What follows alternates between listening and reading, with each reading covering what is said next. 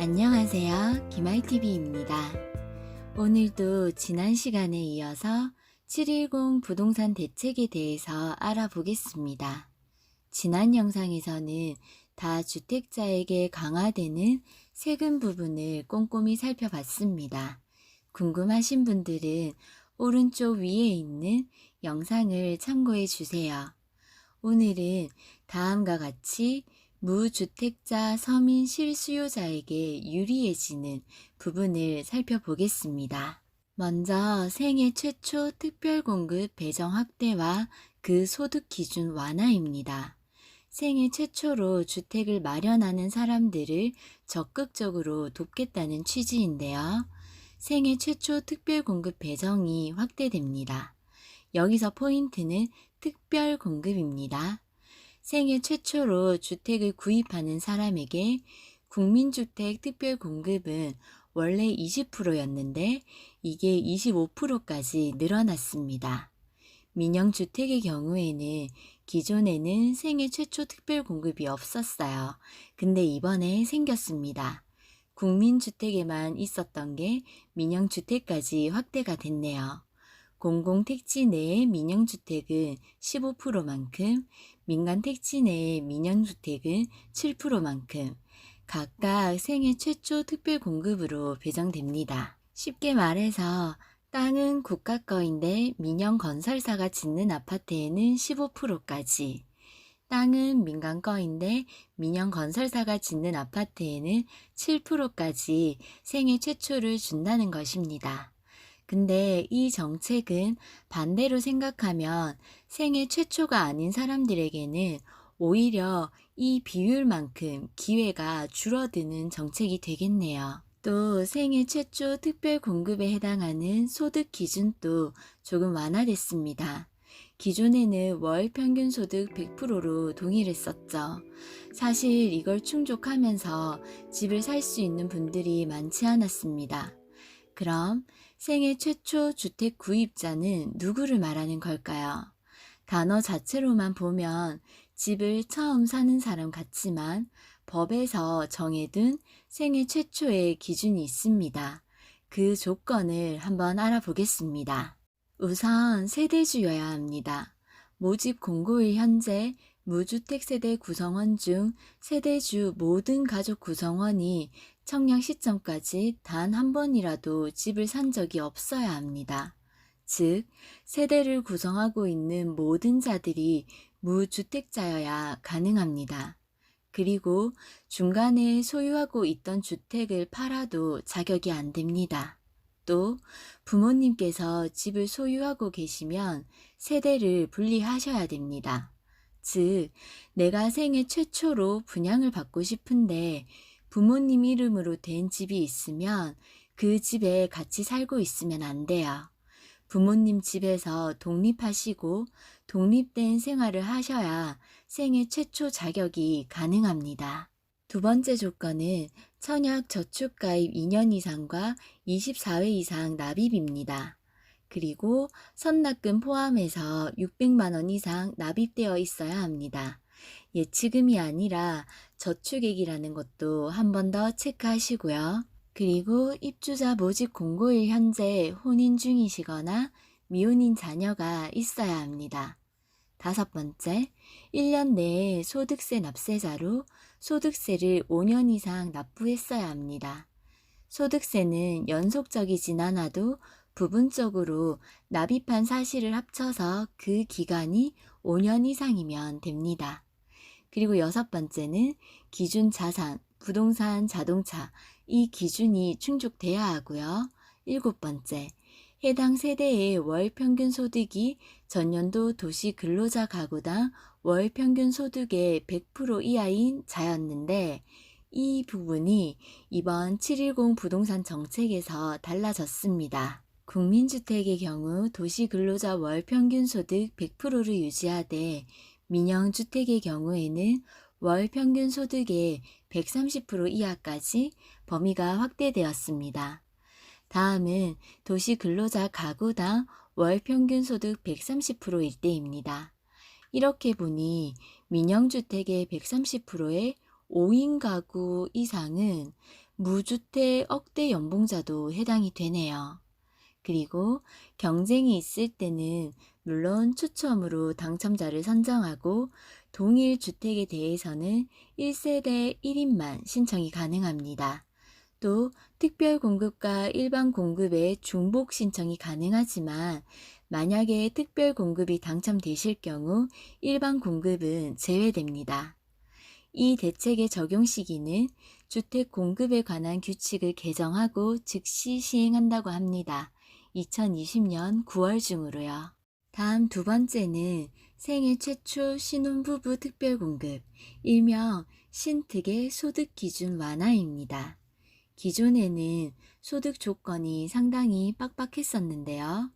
월 평균 소득의 120%에서 130%로 완화됐습니다. 맞벌이의 경우에는 130%에서 140%로 각각 10%씩 완화됐습니다. 근데 여기서 주의하셔야 될 점은요. 다 완화되는 것이 아니고 분양가 6억 원에서 9억 사이에만 해당됩니다. 또 한 번 주택을 구입해 보신 신혼부부는 해당이 안 됩니다. 또 생애 최초 구입일 경우에만 소득 기준 완화가 적용됩니다. 우선 공급에서는 완화되지 않고 일반 공급에서만 완화됩니다. 신혼부부 특별공급은요, 입주자 모집 공고일 현재 혼인 기간이 7년 이내인 무주택 세대로 구성되어야 합니다. 혼인 신고일부터 입주자 공고일까지 계속해서 무주택자이셔야 돼요. 그리고 세대의 월 평균 소득이 전년도 도시 근로자 가구당 월 평균 소득의 100% 이하인 자, 배우자가 소득이 있으면 120% 이하였던 게 또 이번 710 부동산 정책에서 이 부분이 바뀌었습니다. 6억 미만은 그대로 가고요.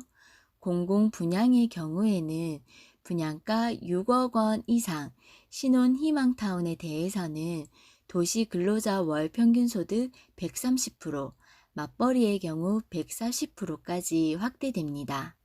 보시면 신혼 희망타운에 대해서만 이라고 되어 있죠. 신혼 희망타운 사이트에 들어가 보시면 다음과 같은 이미지가 뜨는데요. 이렇게 공급 내역을 공고하고 있으니 확인하시기 바랍니다. 민영주택의 소득 요건의 경우에는요. 분양가 6억 원 이상 민영주택에 대해서는 최대 130%까지, 맞벌이의 경우 140%까지 소득 기준이 완화됐습니다. 다음 월평균소득 130%랑 월평균소득 140%에 해당되는 금액인데요. 참고로 아이를 하나 둔 3인 가구의 2019년 말 월평균 소득은 130%의 경우에는 731만원, 140%인 맞벌이에 해당하는 경우에는 787만원이었습니다. 이 대책 역시 적용 시기는 주택 공급에 관한 규칙 개정 후 2020년 9월 중으로 즉시 시행한다고 하네요.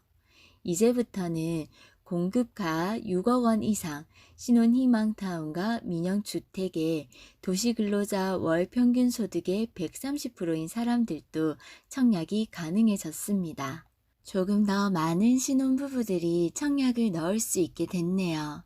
생애 최초 공급에 해당하는 조건을 맞춰 놓으시면 당첨 확률이 더 올라가겠습니다. 참고로 현행 신혼부부 특별 공급량은 공공 분양의 경우 전체 물량의 30%, 민영 분양의 경우 전체 물량의 20%로 한정되어 있습니다. 참고하세요. 다음 세 번째는 생애 최초로 주택을 취득하면 취득세를 감면해 준다고 합니다. 연령, 혼인 여부와 관계없이 무조건 생애 최초면 취득세를 감면해 준다고 하네요. 무려 100% 감면도 나왔습니다. 1억 5천 이하 주택을 사면 취득세가 100% 감면돼서 취득세가 없습니다. 기존 취득세 1%를 감안하면 150만 원이죠. 150만 원 정도 감면되는 거네요. 1억 5천 초과 3억 원 이하에 대해서는 100%는 아니지만 50%로 감면해 줍니다. 수도권의 경우에는 4억 이하일 때 50% 감면입니다. 여기도 역시 150만 원 정도 감면되겠습니다. 가격대를 보니 아파트보다는 다세대 주택들이 더 많이 해당이 되어 감면 혜택을 받겠습니다. 다음은 중저가주택 재산세율 인하인데요. 이 부분은 아직 고려되고 있는 중이라고 합니다. 구체적인 중저가주택의 기준이나 세율 인하폭도 나오고 있지 않아서 일단 예고만 해둔 상태입니다. 다음 5번째는 사전청약제 물량 확대입니다. 기존 9,000호에서 3만 호 이상까지 청약을 확대하여 진행한다고 하니 조건을 확인하셔서 미리 준비하시는 것도 좋을 것 같습니다. 수도권 30만 호 이전부터 추진되던 공공택지에도 사전청약제를 적용하여 2021년 사전청약 물량을 3만 호 이상으로 확대 추진한다고 합니다. 6번째로 규제지역 서민 실수요자 대출 소득 기준이 완화됐습니다. 이제 규제지역 내에서 대출이 조금 더 나올 수 있게 확대됐는데요. 현재 투기 과열지구일 경우 LTV 40%, 조정 대상 지역일 경우 LTV 50%입니다. 서민 실수요자일 경우 투기 과열지구일 경우 LTV 50%, 조정 대상 지역일 경우 LTV 60%를 해주고 있습니다. 그렇다면 여기서 서민 실수요자에 대해서 알아야겠죠. 서민 실수요자란 투기 과열지구 내에서 6억 원 이하, 조정 대상 지역 내에서는 5억 원 이하 주택을 사서 그곳에 실거주하려고 하는 사람으로서 무주택 세대주이면서 부부 합산 연소득이 투기 과열지구에서는 7천만 원 이하, 조정 대상 지역에서는 6천만 원 이하를 서민 실수요자라고 했습니다. 근데 역시 이 부분이 이번 7.10 대책에서 바뀌었습니다. 기존 대출 소득 기준을 완화해서 더 많은 사람들에게 LTV 플러스 10%를 우대받을 수 있도록 했습니다.